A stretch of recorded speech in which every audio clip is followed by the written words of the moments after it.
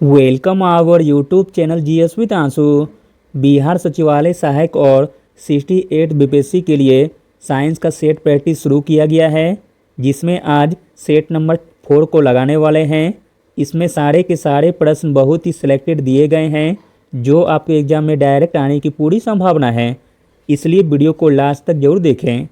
Start करने से पहले आप लोगों से एक ही रिक्वेस्ट है, प्लीज़ वीडियो को लाइक और किसी भी एक ग्रुप में शेयर जरूर कर दीजिएगा। चलिए शुरू करते हैं और आप लोग भी सोचिएगा अपना आंसर क्या हो सकता है। पहला प्रश्न है, जरत का नियम सर्वप्रथम किसके द्वारा प्रतिपादित किया गया था। इम्पोर्टेंट प्रश्न है और पहले भी पूछा गया है एग्जाम में। जरत का नियम सर्वप्रथम प्रतिपादित किया गया था गैलीलियो के द्वारा, ऑप्शन नंबर सी। अगला प्रश्न है, निम्नलिखित में से कौन सा उपकरण विद्युत चुंबकीय प्रेरणा की घटना पर आधारित है। विद्युत चुंबकीय प्रेरणा की घटना पर आधारित है वह उपकरण हो जाएगा जनरेटर, ऑप्शन नंबर सी। अगला प्रश्न है, एक नॉटिकल मील कितने किलोमीटर के बराबर होता है। मोस्ट इंपॉर्टेंट प्रश्न है। एक नॉटिकल मील बराबर होता है 1.852 किलोमीटर के। अगला प्रश्न देखते हैं, सोनार पानी के भीतर की वस्तुओं की दूरी, दिशा और गति के मापने के लिए एक उपकरण है। यह किसका उपयोग करता है। तो दोस्तों यह उपयोग करता है पराशर तरंगे का, ऑप्शन नंबर सी।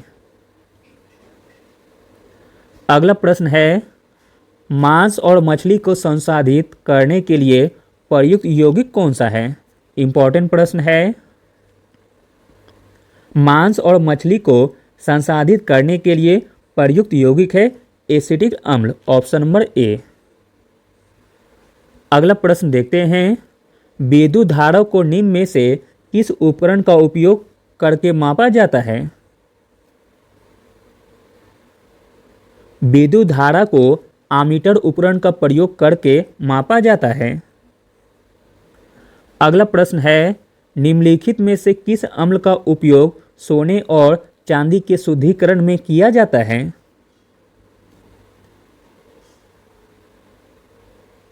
सोने और चांदी के शुद्धिकरण में उपयोग किया जाता है नाइट्रिक अम्ल का, ऑप्शन नंबर बी। अगला प्रश्न देखते हैं, निम्नलिखित में से कौन पशु जगत के संघ नाइडेरिया के अंतर्गत आता है। इंपॉर्टेंट प्रश्न है। पशु जगत के संघ नाइडेरिया के अंतर्गत आता है परवाल, ऑप्शन नंबर डी। अगला प्रश्न देखते हैं, विटामिन एच का रासायनिक नाम क्या है। विटामिन एच का रासायनिक नाम है बायोटिन, ऑप्शन नंबर सी। अगला प्रश्न है, कौन सा पोषक तत्व रंध्रों को खोलने और बंद करने में मदद करता है। रंध्रों को खोलने और बंद करने में मदद करता है पोटेशियम, ऑप्शन नंबर बी। अगला प्रश्न देखते हैं, निम्नलिखित में से कौन सा वर्णक प्याज में लाल रंग का कारण बनता है। प्याज में लाल रंग का कारण बनता है एंथोसायनिन, ऑप्शन नंबर बी। अगला प्रश्न देखते हैं, कपड़े साफ करने के लिए ड्राई क्लीनिंग डैश का उपयोग करती है। कपड़े साफ करने के लिए ड्राई क्लीनिंग उपयोग करती है विलायक या अपशोषक का, ऑप्शन नंबर ए। अगला प्रश्न देखते हैं, वन संरक्षण अधिनियम किस वर्ष में अधिनियमित किया गया। वन संरक्षण अधिनियम अधिनियमित किया गया 1980 ईस्वी में। वन संरक्षण अधिनियम 25 अक्टूबर 1980 को अधिनियमित किया गया था। अगला प्रश्न देखते हैं, कौन सी फसल को सुनहरा रेशा या गोल्डन फाइबर के रूप में जाना जाता है। इंपॉर्टेंट प्रश्न है। सुनहरा रेशा या गोल्डन फाइबर के रूप में जाना जाता है जूट को, ऑप्शन नंबर बी। अगला प्रश्न देखते हैं, निम्नलिखित में से कौन सी बीमारी घरेलू मक्खियों से फैलती है। इंपॉर्टेंट प्रश्न है। घरेलू मक्खियों से फैलती है वह बीमारी हो जाएगी हैजा, ऑप्शन नंबर डी। हैजा एक विषाणु जल या हैजा से संक्रमित व्यक्ति के मल शौच में पाए जाते हैं। हैजा आमतौर पर उन स्थानों में फैलता है जहां स्वजल की अपर्याप्त व्यवस्था, कम सफाई और कम स्वच्छता होती है। अगला प्रश्न देखते हैं। निम्नलिखित में से किस अम्ल का उपयोग धातु की सफाई और विरोधी जंग उद्देश्यों के लिए किया जाता है? तो दोस्तों वह अम्ल हो जाएगा oxalic acid, option number D. Oxalic acid का उपयोग धातु की सफाई और विरोधी जंग उद्देश्यों के लिए किया जाता है। अगला प्रश्न देखते हैं। निम्नलिखित में से क्या स्वच्छ ईंधन का एक उदाहरण है? स्वच्छ ईंधन का एक उदाहरण हो जाएगा प्रोपेन, ऑप्शन नंबर बी। अगला प्रश्न है।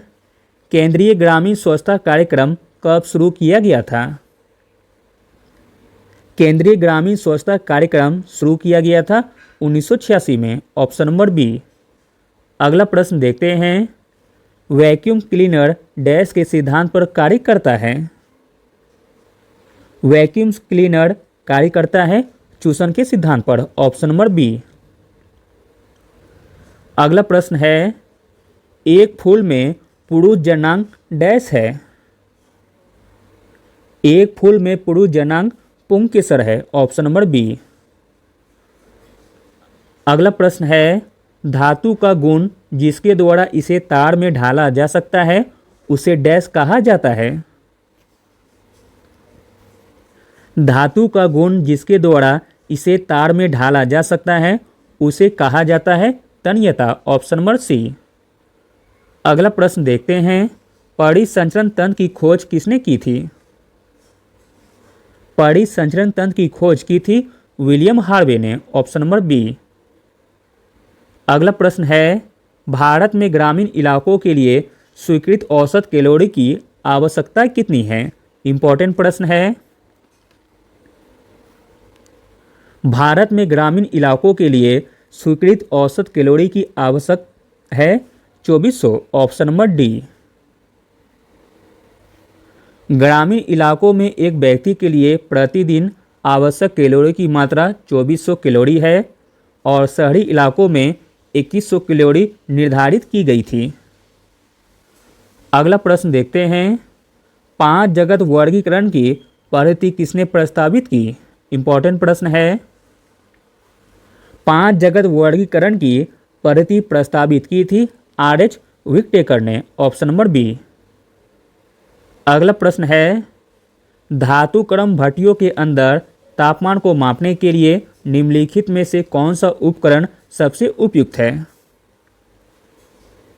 धातु क्रम भट्टियों के अंदर तापमान को मापने के लिए जिस उपकरण का प्रयोग करते हैं वह है pyrometer, option number A.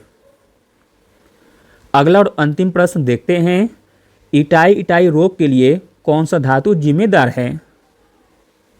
Itai रोग के लिए जो धातु जिम्मेदार है वह है cadmium, option number A. Thank you.